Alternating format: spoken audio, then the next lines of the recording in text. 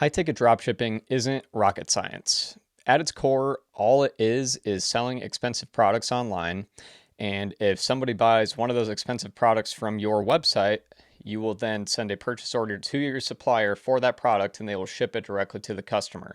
All you're doing is drop shipping expensive products so you can make more money per sale versus low ticket drop shipping. But if it was easy, everybody would be successful at it. And because there are so many challenging elements to it, there's a high barrier of entry, which makes for very low competition. That said, there is one element that a lot of people overlook when they actually finally go live with their businesses and they're not seeing sales. Welcome back to the channel, everybody. If you are new, subscribe for the most honest and objective high-ticket dropshipping content that you will find on YouTube. If you are someone that is serious about doing high-ticket dropshipping yourself, about building an online business that's sustainable, that's high earning, I recommend checking out my program where I will show you exactly how to do it and how I have done multiple seven figures in sales myself in high-ticket dropshipping, how my students are currently doing 5 to 6 figure months in high-ticket dropshipping, or I will actually build your business for you. So I have an online course and I have a done for you service. So if you're interested in either of those, check out the link in the description below. But let's get back to the matter at hand about if you're not seeing sales. Let's say you've done everything right. You've bought the perfect online program. I think mine's pretty good, not to toot my own horn. But you've followed a good framework, everything from choosing your niche to getting suppliers to building a high converting website using a professional theme like Empire, and being really thoughtful about your product pages, about the SEO optimization portion of them and the actual user readability of them. All of this plays into converting somebody, to actually convincing somebody to spend thousands of dollars on your website. And for a lot of people, if you don't get sales in the first, let's say, 2 to 3 weeks, sometimes even 1 to 2 months, sometimes even longer, the assumption is it doesn't work, or you're in the wrong niche, you're doing something wrong. And just speaking from experience here, something that is so overlooked is the fact that most of the time, I shouldn't say most of the time. In my experience, a lot of the time, 90% of revenue will come from one or two suppliers. And for some people, if your business is new, you only have a handful of suppliers yet, maybe that one supplier that's your best seller happens to be in that early mix. But let's say it's a supplier, let's say you're in a niche with like 50 different companies, 50 different suppliers. That's a bit of an exaggeration, but there are certainly niches out there that exist that have that many companies in them. And let's say you just haven't gotten that supplier yet. Well, let's say you're 6 months in and you've done a total of like 10 to 20K over the course of 6 months, and you're just beating your head against the wall trying to figure out what works. And it's easy to think like, it's easy to have the impression that the niche that you're in isn't working, that the model that you're doing doesn't work, period. But what a lot of people might not realize is that that one supplier that actually works, or that one product type that you aren't carrying yet, is the key that turns everything around and flips this thing on a switch. And it's the key to actually scaling to 6 figures of revenue per month. It's not something that you're doing wrong per se. It's just something that you don't have yet. I'm going to give my own example here. When I first got started in high-ticket dropshipping, I was carrying all sorts of outdoor stuff. If you followed my YouTube for a while, you've heard this story before, but my first store was really shitty, shitty branding. I was doing a lot of things wrong. One of the biggest things I was doing wrong was my niche was just too broad. I was carrying all sorts of outdoor expensive stuff like fire pits, greenhouses, pergolas, carports, you name it. None of it was really selling. And like I had like a sale or two for like a $500 shed and like a $900 set of patio equipment, but nothing meaningful, nothing actually gaining traction. Well, it wasn't until I discovered pond and lake equipment. This was my first really big niche and my biggest store that I ended up selling in 2023.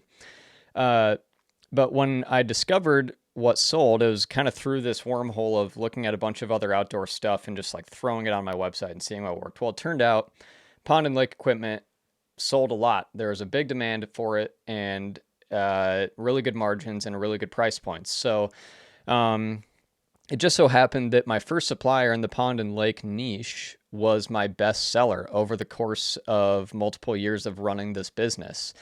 This was just by happenstance. This was just by chance. And I was very, very lucky to end up in that situation where the supplier that I got right off the bat in the pond and lake niche ended up being my biggest revenue driver. I'm talking multiple $1 million generated by this one brand. Now, there were other brands that did decently well. There was like the second most was probably 10 to 15% of total sales.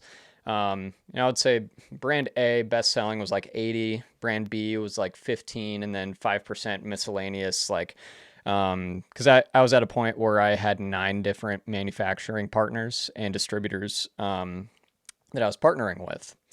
But let's say that wasn't the first brand that I had gotten in that space. Again, just look at the numbers. It took up about 80% of all revenue from the get-go. Let's say I had gone with all these other brands except for brand A that sold the most for the first 5 to 6 months of running this business. And let's say I was getting like trickling sales here and there.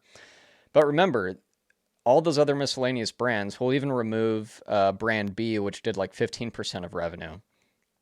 Let's remove all those others. We're talking 5 to 10% of all revenue is driven by all these 9 or 8 other brands. I might have been in a situation, especially because I was new, where I just thought that this niche didn't work. Or maybe the business model didn't work and it was time to give up. Or completely pivot and try a different niche. And if you've done high ticket dropshipping before and you've had to pivot and kind of scratch something and start over, you know how humbling of a decision that is to make, and you know how big of a headache it is to do. But I was lucky because my biggest revenue driver I got right off the bat. But again, had it been 6 months in and I hadn't been working with that company yet, I would have been under the impression that this niche didn't work at all, not realizing that this would be my biggest niche ever, potentially. You know, that time will tell over the course of my career as a high ticket dropshipper whether this one business turns out to be my biggest. Point being, it never would have gotten to the point that it did had I not gotten that one company as a partner right off the bat. Because just knowing my situation at the time, I still had another full-time job, and I was just trying to see if this thing worked. And eventually I was like, okay, even though I had the mindset of failure isn't an option, I probably would have scrapped the whole thing and started over, or I would have tried some other type of e-commerce model. Like, the burning desire was there to leave corporate America and do something for myself full-time and control my own means of income. But had I not been working with that brand from the time that I had been, I would have thought that this didn't work, and I would have completely missed out on millions of dollars just because I hadn't tested out this brand yet. I hadn't gotten in the door with them yet. So my biggest advice to people that are getting started, and maybe you're not seeing the sales off the bat that you want to, the first few months of scaling a high ticket dropshipping business are by far the hardest, by far. Because you don't know anything about your niche, you don't know what sells, you have a limited budget typically, and that's where I started as well. But I was fortunate because I discovered what sold kind of through happenstance in this situation. Looking back in hindsight, I now know much more methodical ways of finding a proper niche and finding proper suppliers. But going back to my advice, it's maximize your suppliers before you give up on a niche, because like I said, 90% of my revenue, I would say up to 95%, was driven by 2 brands over the course of several years in my biggest business ever. And so maximize the amount of brands that you can work with, because even if you're making little to no sales right now, you may be one brand away from doing 7 figures per year, doing 6 figures per month in revenue, and just having an absolute game-changing situation of a business. So that's about it for this video. I think it's helpful to give perspective, at least I hope it is, especially if someone is early on in this business model and trying to figure things out, because it can be discouraging. It can be really humbling if you're just not seeing the results that you want, because you've done everything right, you've put in all this work, and the sales just aren't coming in the way that you want to. And that doesn't mean it doesn't work. That doesn't mean you're doing things wrong. It's just you haven't found what works yet with all the things that you have. And maybe, just maybe, it's a supplier that you aren't yet working with. So that's it for this one. If you haven't already subscribed for the most honest and objective high-ticket dropshipping content on YouTube, let me know in the comments what it is you want me to talk about. We'll see you guys in the next one.